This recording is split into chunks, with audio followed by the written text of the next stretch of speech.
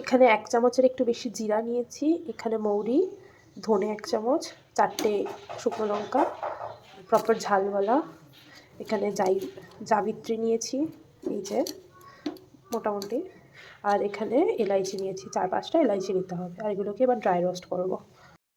আমি এখানে বাদাম মানে প্রপার পিনাটস, গরম আছে জলটা, আর কাজু ভিজিয়ে রেখেছি। ইউজুয়ালি আলমন্ড আর কাজু যায়, বাট আমার কাছে এটা অ্যাভেলেবেল ছিল, আমি এটা করে দিয়েছি।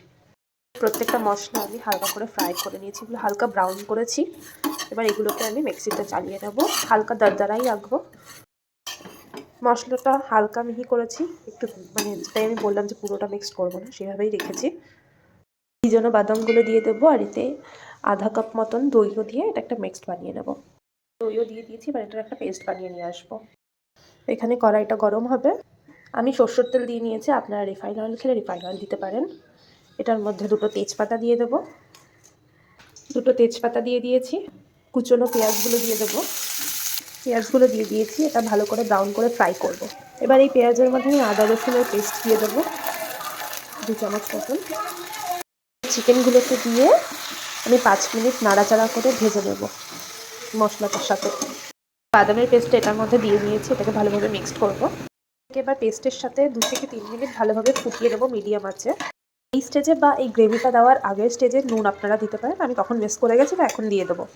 2 বড় চামচ মশলা দিয়েছি, আর লবণও দিয়ে দিয়েছি। এবার এটাকে মিক্সড করে আবার 3 মিনিট মতন নাড়াচাড়া করব। আর এটাতে আমি কিছুটা পরিমাণ জল মিশিয়ে দেবো, আর নাড়াচাড়া করে এটাকে ঢেকে 25 মিনিট মতন রাখবো। এবার মাংসটা সিদ্ধ হয়ে এসছে, আর জলটাও টেনে গেছে অনেকটা। এই পর্যায়ে আমি দিয়ে দেবো একটু গরম মশলা, 2টো কাঁচা লঙ্কা, আর আমি লোকের বাগান থেকে নিয়ে এসেছি ধনেপাতা, একদম ফ্রেশ ধনেপাতা, এটা কেটে দিয়ে দেবো। আমার কাছে ফ্রেশ ক্রিম থাকলে দিয়ে দিবেন, হয়তো আমি দিচ্ছি না, স্কিপ করছি। এখানে 2টো কাঁচা লঙ্কা, ধনেপাতা আর একটু গরম মশলা আমি দিয়ে নিয়েছি। আর লাস্ট আমি একটু বাটার দিয়ে দেবো। That's it, it's ready.